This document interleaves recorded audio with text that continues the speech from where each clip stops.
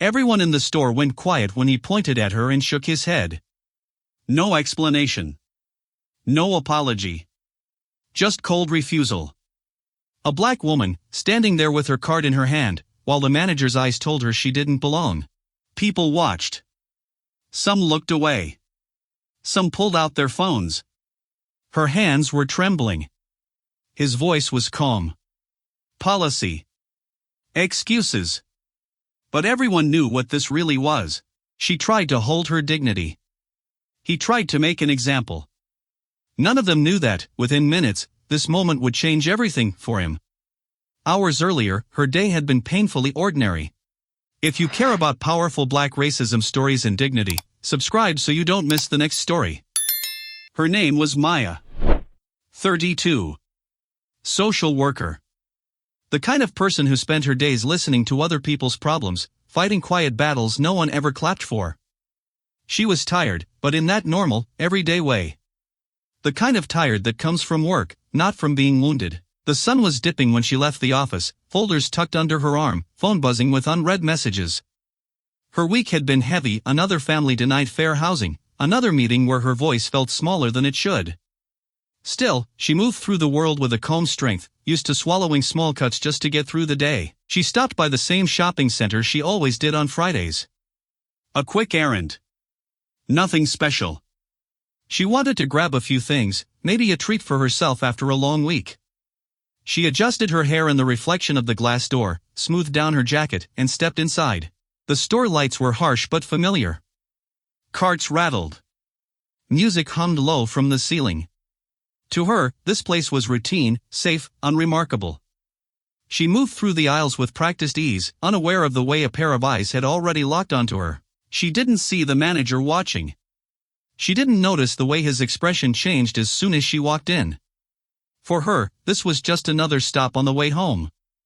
For him, it was the moment he decided who was welcome and who wasn't. Maya moved through the aisles with a quiet focus, basket tucked against her hip. Bread. Rice. Fresh fruit on sale. A small dessert she almost talked herself out of, then finally placed in the basket anyway. Little comforts after a long week. Nothing about her body language suggested trouble. Nothing about her presence signaled danger. Yet trouble had already chosen her. At the front of the store, the manager watched the cameras. He saw families. Couples. Teenagers. Then he saw her. He leaned closer to the monitor, his jaw tightening. His hand reached for the radio at his waist. A few minutes later, Maya started to feel it. That strange, heavy awareness. The sense that someone was behind her, just close enough to be felt, just far enough to pretend it was nothing. She turned slightly. The manager was in her aisle, straightening items that were already straight, eyes flicking toward her basket. She moved to the next aisle. He appeared there, too. Her chest tightened, but she forced herself to breathe slowly. She knew this feeling. The silent accusation. The unspoken suspicion that followed her into stores, into elevators, into neighborhoods where people looked surprised to see her. She had taught entire workshops on racial bias, yet here she was, living inside it again. Overhead, she heard a call for security near the front. The words were vague, but the timing was not. A staff member glanced her way, then quickly looked down. Another employee, a young woman stocking shelves, gave her a brief, apologetic flicker of a look before turning away. Maya considered leaving. Just putting everything back and walking out. But she was tired of shrinking to make other people comfortable. Tired of pretending she didn't notice. She straightened her shoulders instead and headed for the registers. The line was short. An older white couple ahead of her. A man in work boots behind her. Normal, forgettable faces. She watched the cashier smile at the couple, scan their items, wish them a good evening. No hesitation. No questions. No calls for extra approval. Her turn. She placed her items on the belt carefully, one by one, trying to steady her hands. She could feel eyes on her from somewhere in the store. The air seemed to thicken. The sound of beeping scanners and low music faded into a dull hum. Then she sensed movement. The manager walked toward the register with a deliberate, measured pace. Not rushed. Not frantic. Just certain. Too certain. He stepped in close, positioning himself between Maya and the cashier. His body blocked part of her view. His presence changed the entire energy of the space. The cashier's face shifted from routine boredom to confusion. The line behind her grew. People shuffled their feet, checked their phones. A few customers began to really look at what was happening, sensing that this was no longer a normal checkout. Maya's heart pounded. She knew this script. She had seen versions of it play out in videos online. Always someone who looked like her. Always a person in power deciding they did not belong. The manager spoke, calm and firm, explaining that she would not be served. He used words like policy and procedure, but his eyes never left her face.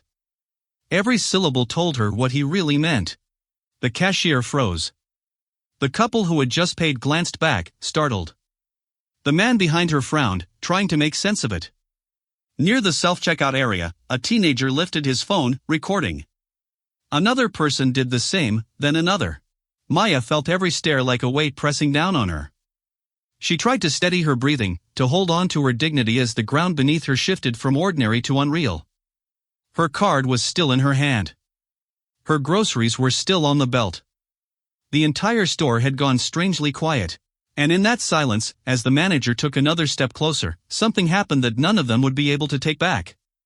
The manager's voice cut through the quiet, not loud, but sharp enough to slice the air. His decision was final before she even understood what was happening. Her groceries stopped moving. The cashier's hands hovered in midair. The light above the register kept blinking, unaware that everything beneath it had shifted. He blocked the scanner with his body and gestured toward her basket. It was subtle, but clear, this transaction was over. His eyes swept over her card, her face, her skin, stitching together a story he had already decided to believe. To him, she wasn't a customer anymore. She was a problem. Maya felt heat flood her chest. Confusion came first.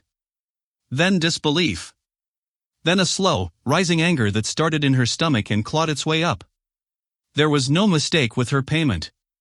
No issue with her behavior.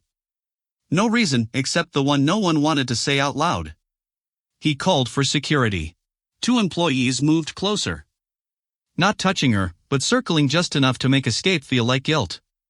The people in line watched, trapped between discomfort and curiosity. Some looked away, choosing ignorance over confrontation. Others lifted their phones higher, recording every second of her humiliation. Her mind ran through every story she'd ever heard, every client she'd ever comforted after something like this. She had been the listener, the advocate, the one reminding others they were not crazy, not overreacting, not imagining it. Now she stood where they had stood, with the ground disappearing under her feet. The manager gestured toward the door, as if she were something to be removed. Her heart pounded so loudly she could feel it in her fingertips. Every instinct screamed to disappear, to avoid becoming the next viral clip, the next target. But another part of her refused to move. She knew what this was. He knew what this was. And now, so did everyone watching. Phones stayed up. Cameras stayed focused. The manager thought he was controlling the scene. He didn't realize the moment he tried to erase her, he was the one being written into a story he would never escape. The silence broke when someone finally moved. A woman near the self-checkout walked over and stood beside Maya. Then another. And another. A small cluster of strangers formed around her, their bodies quietly refusing what the manager was trying to do. They did not have power over store policy, but they did have phones, witnesses, and numbers. The cameras caught everything. Maya's steady posture. The manager's hard stare. The way employees shifted with embarrassment, not surprise. A supervisor appeared, eyes wide, already calculating the damage. They saw the phones, the crowd, the manager's posture, and understood this was bigger than a simple disagreement. The manager was pulled aside. The register light blinked. The cashier finished the transaction with trembling hands. Maya walked out of the store with her groceries, but not with peace.